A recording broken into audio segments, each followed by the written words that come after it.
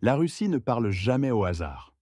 Et quand son ministre des Affaires étrangères, Sergueï Lavrov, prend la parole, c'est un message clair à la planète entière. Dans un contexte où l'Union européenne, la France en tête, continue d'alimenter le conflit en Ukraine en livrant toujours plus d'armes et en envisageant même une intervention directe, la Russie renforce son axe stratégique avec des puissances émergentes comme l'Inde. Ce n'est pas un simple discours diplomatique, c'est une démonstration de force. Lavrov expose ici les vrais enjeux de la guerre en Ukraine, le basculement de l'ordre mondial et la stratégie de la Russie pour échapper à l'étau occidental. Pendant que l'Occident s'enfonce dans une logique d'affrontement, Moscou tisse des alliances solides qui pourraient bien changer la donne. Pourquoi l'Inde est au cœur du plan russe? Comment la Russie répond aux provocations occidentales? Quel avenir pour l'Europe si elle persiste dans cette escalade contre la Russie? Écoutez attentivement ce discours et dites-moi en commentaire. La France et l'UE doivent-elles continuer sur cette voie, ou est-il temps d'arrêter cette guerre inutile? Mes collègues, permettez-moi de souhaiter la bienvenue aux participants de la première conférence internationale, Russie et Inde, ensemble vers une nouvelle feuille de route. Tout d'abord, j'aimerais remercier le Conseil russe des Affaires internationales et l'Assemblée indienne en Russie pour l'organisation de cette conférence. Je suis heureux de voir nos amis indiens à Moscou, ainsi que les représentants du monde académique et des milieux économiques. Je sais qu'il y a parmi vous des diplomates de haut niveau. Conformément à la conception de la politique étrangère de la Fédération de Russie, le renforcement d'un partenariat stratégique particulièrement privilégié avec l'Inde est l'une des priorités de notre politique extérieure. Nous accordons une grande attention à la mise en œuvre de cette mission. Dans la pratique, nous constatons que l'Inde partage cette approche. Les relations entre nos deux pays ont une histoire très ancienne. On peut dire qu'elles ont résisté à l'épreuve du temps. Aujourd'hui, la Russie et l'Inde développent une coopération équitable, fondée sur l'honnêteté, le respect mutuel et la prise en compte des intérêts de chacun. Le rôle de nos dirigeants dans ce processus est crucial.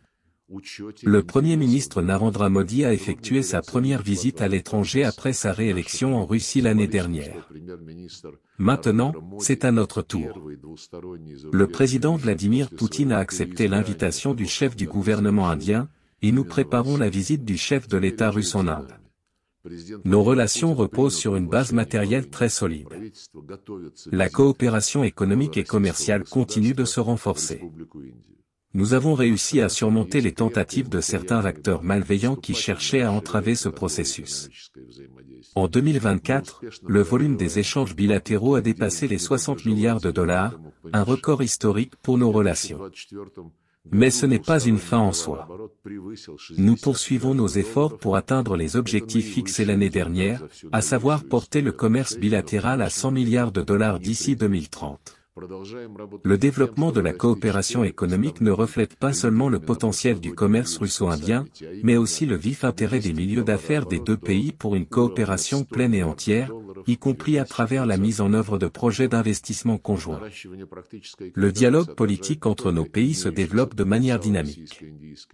Cela s'explique par le fait que la Russie et l'Inde partagent des points de vue similaires, voire convergents, sur l'ordre mondial.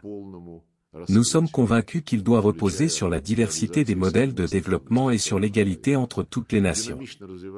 Les principes de la Charte des Nations Unies ne doivent pas être appliqués de manière sélective, mais respectés dans leur intégralité. Avec nos amis indiens, nous soutenons la démocratisation des relations internationales, le renforcement du rôle du Sud global dans la gouvernance économique mondiale, ainsi que le respect des cultures et des civilisations de chaque pays, et leur droit à déterminer leur propre voie de développement. C'est sur ces principes que se retrouvent les nations que nous appelons la majorité mondiale. Nous apprécions et saluons la capacité de la diplomatie indienne à mener une politique extérieure indépendante et multidimensionnelle. Nous pensons que l'Inde a tous les atouts pour être l'une des grandes puissances contemporaines et l'un des pôles du monde multipolaire. Nous partageons la philosophie de la politique étrangère indienne, qui repose sur le principe selon lequel le monde est une famille. Ce principe vise à renforcer l'interconnexion internationale dans l'intérêt de toute l'humanité, sur la base d'un équilibre des intérêts entre toutes les nations, sans exception. Nous apprécions notre coopération au sein des Nations Unies, du G20, des BRIC, de l'Organisation de coopération de Shanghai et d'autres institutions multilatérales. Nous remercions New Delhi pour sa contribution constructive au succès du sommet historique des BRIC à Kazan, qui s'est tenu en octobre 2024 sous la présidence russe. Je tiens également à exprimer ma reconnaissance envers l'Inde pour la position équilibrée qu'elle a adoptée concernant la crise ukrainienne. L'Inde a toujours soutenu une résolution pacifique du conflit en privilégiant le dialogue et en cherchant à en éliminer les causes profondes. Nous partageons pleinement cette approche. Depuis le début de la crise, la Russie a toujours été ouverte aux négociations qui doivent aboutir à un règlement durable du conflit, en s'attaquant à ses causes profondes. Je rappelle à nos amis indiens que ces causes incluent la volonté de l'Occident d'intégrer l'Ukraine dans l'OTAN, créant ainsi des menaces directes à la sécurité de la Russie, ainsi que la politique néo-nazie adoptée par Kiev après le coup d'État anticonstitutionnel de février 2014. Cette politique s'est traduite par la répression de tout ce qui est lié à la langue, à la culture et aux traditions russes, ainsi que par des attaques contre l'Église orthodoxe canonique. Ces actions violent non seulement la constitution ukrainienne, mais aussi de nombreuses conventions internationales. Nous sommes convaincus qu'éliminer ces causes profondes est une condition essentielle pour parvenir à une paix durable et à une stabilisation de la situation sécuritaire en Europe et en Eurasie. En conclusion, je voudrais souligner l'importance du travail des experts et analystes politiques de Russie et d'Inde dans l'analyse des processus internationaux et le renforcement de la dynamique positive des relations bilatérales. Le monde traverse une période difficile, marquée par de nombreux facteurs d'instabilité. Dans ce contexte, la transparence, la liberté d'analyse et l'évaluation des tendances du développement mondial sont essentielles pour formuler des recommandations pertinentes à destination des décideurs de nos pays. Je suis convaincu que ce travail ne sera pas vain, mais au contraire, portera ses fruits. Lors de cette conférence, vous aurez l'occasion d'examiner en détail tous les aspects de la coopération russo-indienne et de tracer les perspectives de son développement dans les nouvelles conditions géopolitiques qui évoluent sous nos yeux. Je vous souhaite des discussions fructueuses et vous adresse mes meilleurs vœux. Dès le début de son discours, Lavrov met en avant le partenariat stratégique entre la Russie et l'Inde, un axe essentiel pour contourner les sanctions occidentales et rééquilibrer les rapports de force mondiaux. Alors que l'Europe s'efforce de couper Moscou du système financier global, la Russie trouve des alternatives solides grâce à des échanges économiques massifs avec New Delhi. Preuve que l'isolement voulu par les États-Unis et l'Union européenne est un échec total. Cette coopération grandissante entre Moscou et les grandes puissances du Sud global ne fait que renforcer un nouvel ordre multipolaire, un point clé que Lavrov ne cesse de marteler. Mais ce discours ne se limite pas à l'économie.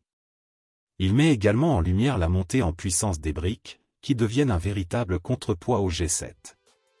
Pendant que l'Occident s'enferme dans une guerre d'usure contre la Russie, d'autres nations prennent leur distance et choisissent une approche pragmatique. De nombreux pays du Sud refusent de suivre aveuglément Washington et Bruxelles dans leur logique de confrontation, préférant préserver leurs relations avec Moscou. Cette évolution est cruciale, car elle remet en question la suprématie occidentale et accélère la transition vers un monde multipolaire où les États-Unis et l'Union européenne ne dicteront plus les règles du jeu. Dans ce contexte, Lavrov rappelle que le conflit en Ukraine n'est pas un accident, mais bien le résultat direct des provocations de l'OTAN. L'élargissement progressif de l'alliance aux frontières russes, malgré les avertissements répétés de Moscou, a conduit à une situation explosive. En soutenant militairement Kiev, en livrant toujours plus d'armes, en encourageant même des frappes sur le territoire russe, l'Occident ne fait que prolonger une guerre qu'il aurait pu éviter.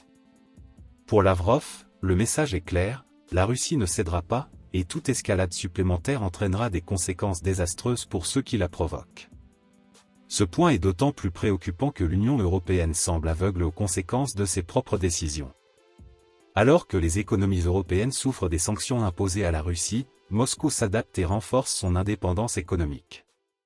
L'Allemagne et la France, qui étaient autrefois des partenaires commerciaux majeurs de la Russie, subissent aujourd'hui une crise énergétique et une inflation galopante, tandis que Moscou trouve de nouveaux débouchés avec l'Inde, la Chine et d'autres pays émergents.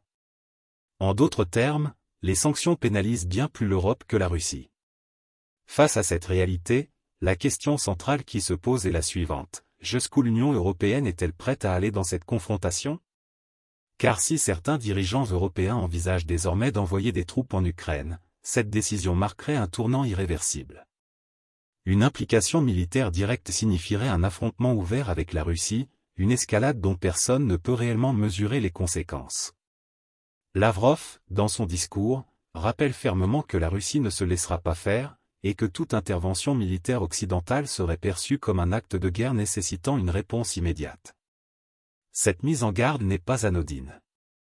Elle illustre l'impasse stratégique dans laquelle se trouve l'Occident. Continuer à soutenir l'Ukraine coûte des milliards d'euros à des économies européennes déjà affaiblies, tandis que reculer signifierait un aveu d'échec. Mais est-ce réellement une impasse? Lavrov, en insistant sur la nécessité d'un monde multipolaire, laisse entrevoir une alternative, celle d'une diplomatie pragmatique, d'une réévaluation des priorités occidentales et, surtout, d'un retour à la raison avant qu'il ne soit trop tard. Ce discours de Lavrov est bien plus qu'une déclaration politique. C'est un avertissement adressé à l'ensemble du bloc occidental, et plus particulièrement à l'Union européenne, qui s'enlise chaque jour un peu plus dans une guerre qu'elle ne peut pas gagner. Pendant que la Russie consolide ses alliances avec des puissances économiques comme l'Inde et la Chine, l'Europe, elle, s'affaiblit sous le poids de ses propres décisions.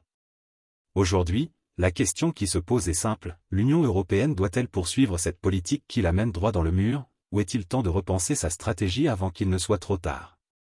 Dites-moi en commentaire, pensez-vous que la France et l'UE doivent changer de cap, ou vont-elles continuer cette escalade jusqu'au point de non-retour? Écoutez maintenant le discours de Sergueï Lavrov et donnez votre avis. À très bientôt. Chers abonnés, je vous remercie sincèrement pour votre fidélité et votre soutien continu.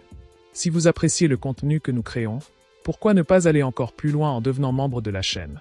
Cliquez simplement sur le lien en haut à droite pour soutenir financièrement notre chaîne. Votre adhésion nous permet de financer la production de nouveaux contenus passionnants et de toujours améliorer notre offre pour vous. Merci de faire partie de cette aventure.